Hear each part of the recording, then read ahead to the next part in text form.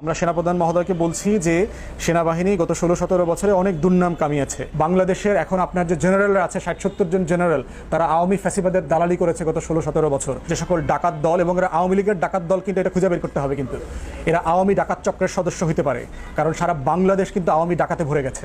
DGFI এর গুন্ডামি বন্ধ করেন, এনএসআই এর গুন্ডামি বন্ধ করেন। শেখ পরিবার যেহেতু এই টোটাল ফ্যাসিবাদী শাসন ব্যবস্থা কায়েমের নেতৃত্ব দিয়েছেন, শেখ পরিবারের কেউ বাংলাদেশের রাজনীতি করতে পারার কোনো অধিকার রাখেন না।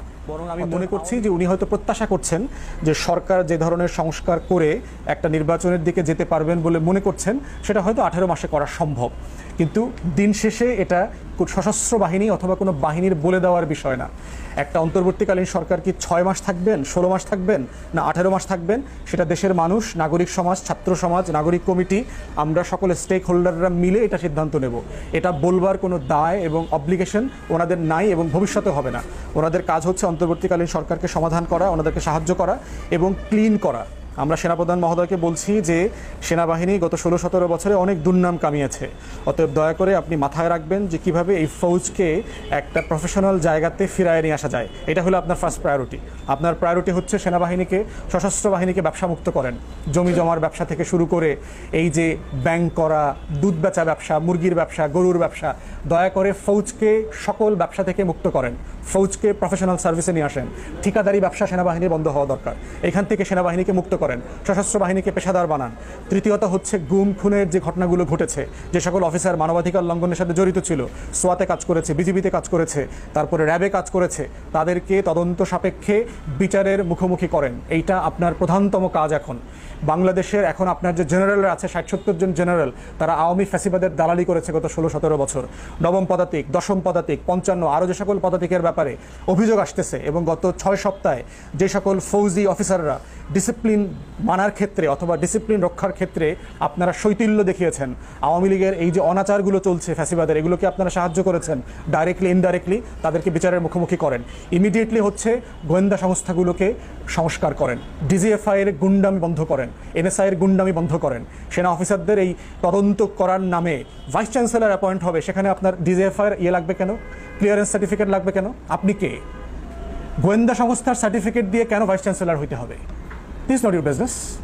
এটা একটা সিভিল অ্যাডমিনিস্ট্রেশনের ব্যাপার। সিভিল অ্যাডমিনিস্ট্রেশন দেখবে তাকে ভিসি করা যায় কি যায় না। এই ধরনের যে কাজগুলো আপনারা করেছেন, আয়নাঘরের বিচার করেন। এখনও অনেক লোক ওখানে আয়নাঘরে আছে, তাদের বিচার করেন। কারা কারা জড়িত তাদেরকে ছেড়ে দেন। এরপরে হচ্ছে যে 1000-এর উপরে কর্মকর্তা দেখলাম সেনা, নৌ, বিমান বাহিনীর, যাদেরকে চাকরিচ্যুত করা হয়েছে। নামাজ পড়ে কেন? দাড়ি রাখে কেন? বউ বোরখা পরে কেন? টাকনুর উপরে কাপড় পরে কেন? What is this? মুসলমান দেশ, নামাজ পড়বে না একটা মানুষ? একজন মানুষের বউ বোরখা পড়তে পারে না? এটা কেমন কথা? তো এই যে অনাচার অবিচারগুলো হয়েছে, তাদেরকে আপনি অ্যাড্রেস করেন। আমরা অলরেডি দাবি করেছি একটা প্রতিরক্ষা বিষয়ক কমিশন তৈরি করেন। আপনার চিফ অ্যাডভাইজার ফিরে আসে, তার সাথে কথা বলেন। প্রতিরক্ষা মন্ত্রণালয়ের অধীনে একটা প্রতিরক্ষা সংস্কার বিষয়ক কমিশন হওয়া দরকার। বাংলাদেশে গত 16-17 বছরে সশস্ত্র বাহিনী যা যা অন্যায় করেছে, এর প্রত্যেকটার বিচার করা দরকার তদন্ত সাপেক্ষে। আপনারা যখন অস্ত্র দিয়ে, স্নাইপার দিয়ে মানুষ মেরেছেন, 7.62 ব্যারেলের যে অস্ত্র ব্যবহার করা হয়েছে, যেটা সিভিল অ্যাডমিনিস্ট্রেশনে আপনি ব্যবহার করতে পারেন না, আপনার অফিসাররা মেরেছে। হেলিকপ্টারে করে মিলিটারি অফিসাররা রাস্তায় দাঁড়িয়ে হাজার হাজার রাউন্ড গুলি ছুড়েছে, আমরা দেখেছি জুলাই এবং অগস্টে। এগুলো তদন্ত করেন। অতএব সশস্ত্র বাহিনীকে একটা সভরেন কান্ট্রির যে প্রফেশনাল ফোর্স হিসাবে গড়ে তোলা দরকার, এইটা আপনার কাজ। দয়া করে সেই কাজগুলো করেন, সিরিয়াসলি করেন, এবং যত ধরনের অপেশাদার কাজের সাথে আপনার সৈনিকরা, আপনার সদস্যরা জড়িত আছেন, সেগুলো থেকে বাহিনীকে মুক্ত করেন। এইটা আমরা চাই। যেহেতু একটা বৈষম্যহীন রাষ্ট্র গড়ার আমাদের মানে একটা শপথ তৈরি হয়েছে জাতির মধ্যে, আমরা সশস্ত্র বাহিনীকেও দেখতে চাই যে বৈষম্যহীনতার মধ্য দিয়ে আপনারা আপনাদের বাহিনীগুলোকে সংস্কার করেন, যারা জনগণের বাহিনী হবে, যারা জনগণের ফোর্স হবে। একই সাথে গত 2-3 দিন আগে কক্সবাজারে যে সেনা কর্মকর্তা শহীদ হয়েছেন, লেফটেন্যান্ট কর্নেল তানজিম, তার রুহের মাগফিরাত কামনা করছি এবং দৃষ্টান্তমূলক শাস্তি দাবি করছি। যে সকল ডাকাত দল, এবং এরা আওয়ামী লীগের ডাকাত দল, কিন্তু এটা খুঁজে বের করতে হবে, কিন্তু এরা আওয়ামী ডাকাত চক্রের সদস্য হতে পারে, কারণ সারা বাংলাদেশ কিন্তু আওয়ামী ডাকাতে ভরে গেছে। অতএব যারা এই খুনের সাথে জড়িত আছেন, প্রত্যেককে দৃষ্টান্তমূলক বিচারের ব্যবস্থা করেন। এর আগে মেজর সিনহাকে হত্যা করা হয়েছে, সেটার বিচারগুলোকে এক্সপেডিট করা দরকার, যেটা একটা ন্যায্যতার ভিত্তিতে কনক্লুশনে আসা দরকার। রাওয়া ক্লাবকে রিফর্ম করেন। যে এর আগে যেটা দেখেছি যে রাওয়াটা যেভাবে একটা অবসরপ্রাপ্ত পেশাদার অফিসারদের যে ক্লাব ছিল, সেটাকে দখল করা হয়েছে, সেটাকে নিয়ন্ত্রণ করবার চেষ্টা করা হয়েছে, সেগুলো থেকে ফিরিয়ে নিয়ে আসেন।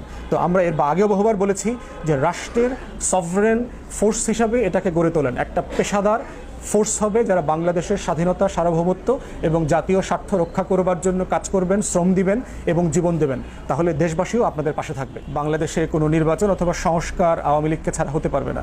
প্রশ্ন হচ্ছে যে ফ্যাসিবাদীদের পরামর্শে অথবা যারা বেনিফিশিয়ারি, যারা বাংলাদেশের টাকা লুট করে বিলিয়নস অফ ডলার পাচার করেছে, তাদের পরামর্শ অথবা প্রস্তাবনায় বাংলাদেশ রাষ্ট্র চলবে না। বাংলাদেশ রাষ্ট্র চলবে বাংলাদেশের মানুষ যারা ফ্যাসিবাদ বিরোধী আন্দোলন করেছে, রক্ত দিয়েছে, সংগ্রাম করেছে এবং বেগম লক্ষণ সেনকে পালাতে বাধ্য করেছে, তাদের কথায়।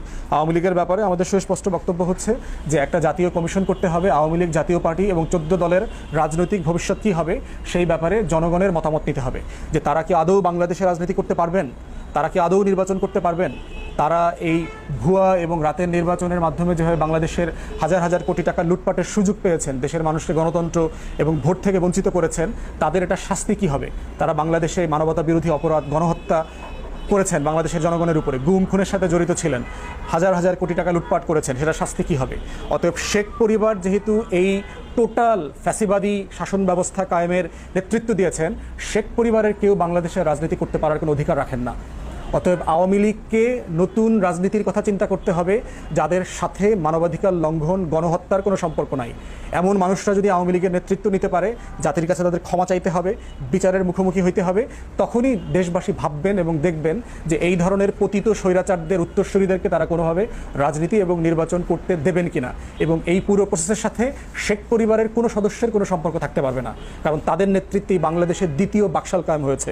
অতএব যারা দ্বিতীয় বাকশাল কায়েম করেছেন, বাংলাদেশের মানুষকে বঞ্চিত করেছেন তাদের অধিকার থেকে, তাদের নেতৃত্বে তৃতীয় বাকশাল করবার কোনো সুযোগ আমরা আর দিব না। অতএব সজীব ওয়াজেদ জয় কথা বলতে পারেন, উনি আমেরিকাতে আছেন, কথা বলবার ওনার রাইট আছে, কিন্তু আমাদের বক্তব্য খুব পরিষ্কার, আপনার কথাকে আমরা খুব বেশি মূল্য দিচ্ছি না।